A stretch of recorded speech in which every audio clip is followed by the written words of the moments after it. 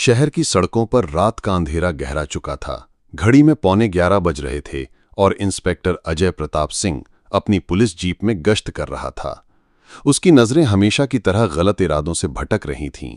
एक खाली bus stop पर उसने एक लड़की को देखा। साधारण सलवार कमीज, चेहरा दुपट्टे से ढका और कंधे पर एक पुराना बैग।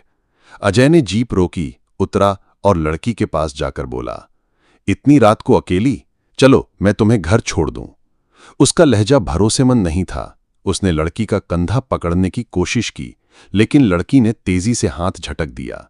अजय ने हंसते हुए कहा, अरे डर मत, मैं पुलिस वाला हूं।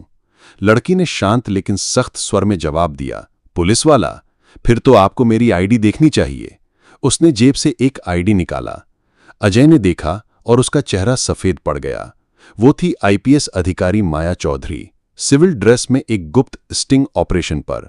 माया ने तुरंत अपने साथी को बुलाया और अजय को हथकड़ी लगाकर थाने ले जाया गया। थाने में उसका सस्पेंशन ऑर्डर तैयार था। माया ने ठंडी नजरों से कहा, अजय ये तो बस ट्रेलर है, असली पिक्चर अभी बाकी है। अगली सुबह अजय को एक अनजान नंबर से कॉल आया। एक भारी आवाज बोली, तुमने गलत इंसान से पंगा लिया, तुम्हारा बैंक अकाउंट अब मेरे कब्जे में है। अजय ने तुरंत लैपटॉप खोला और चेक किया। उसका सारा इन्वेस्टमेंट जो उसने स्टॉक मार्केट में लगाया था गायब था। वो चिल्लाया, ये कौन कर रहा है? तभी दरवाजे पर दस्तक हुई।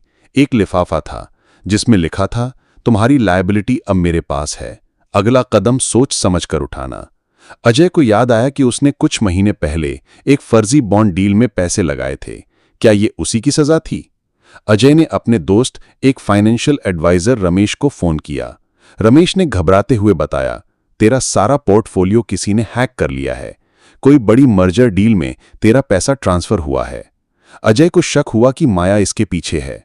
वो माया के ऑफिस पहुंचा, लेकिन वहां उसे एक फाइल मिली जिसमें एक पुराने फाइनेंशियल स्कैम में उसका नाम था। फाइल में एक कंपनी का जिक्र था जो अब एक्विजिशन की प्रक्रिया में थी।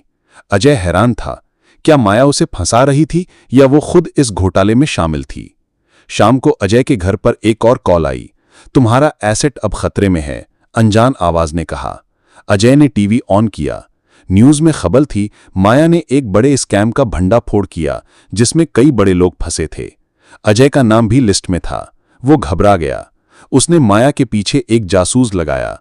जासूस ने बताया कि माया किसी गुप्त मीटिंग में थी जहां वो एक बड़े सीईओ से मिल रही थी। अजय ने चुपके से माया को फोन पर सुना। हाँ, डिविडेंड का हिसाब पूरा हो गया। अजय को यकीन हो गया कि माया उसका पैसा हड़प रही है। अजय ने माया के भाई रोहन, जो एक स्टॉक ब्रोकर था, का पीछा किया। रोहन एक पुराने गोदाम में पहुंचा जहां कुछ लोग फाइनेंशियल डॉक्यूमेंट्स चला रहे थे। अजय ने चुपके से एक फाइल चुराई। उसमें उसका नाम था, एक पुरानी बॉन्ड डील में जिसने उसे करोड़ों कमाए थे। लेकिन फाइल में माया का भी नाम था। क्या माया उसकी पार्टनर थी? तभी गोदाम में धमाका हुआ।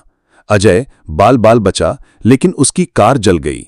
उसका इंश्योरेंस क्लेम रिजेक्ट हो गया, फर्जी कागजात की वजह से। हॉस्पिटल में होश आने पर अजय को एक नोट मिला, तुम्हारा पोर्टफोलियो अब 0 है। वो चिल्लाया, ये साजिश है। तभी माया वहां पहुंची और बोली, अजय तुम्हारा खेल खत्म। अजय ने गुस्से में पूछा, तुम मुझे क्यों फंसा रही हो? माया ने एक पुरानी तस्वीर दिखाई, एक लड़की के साथ अजय की तस्वीर। अजय का चेहरा सफेद पड़ गया।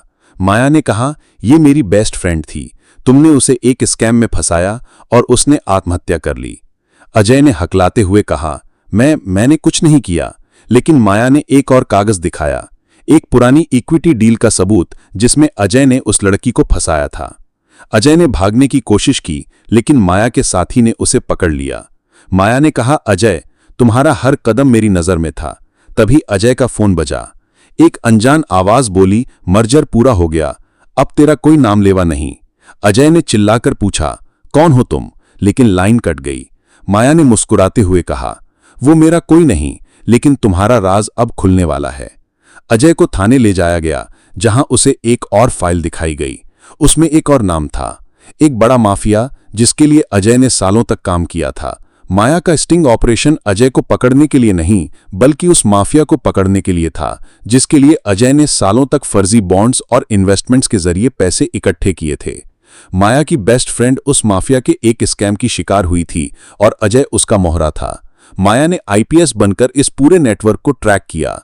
उस रात बस स्टॉप पर वो जानबूझकर साधारण लड़की बनकर आई थी ताकि अजय गलती करे और माफिया तक पहुंचने का रास्ता खुले।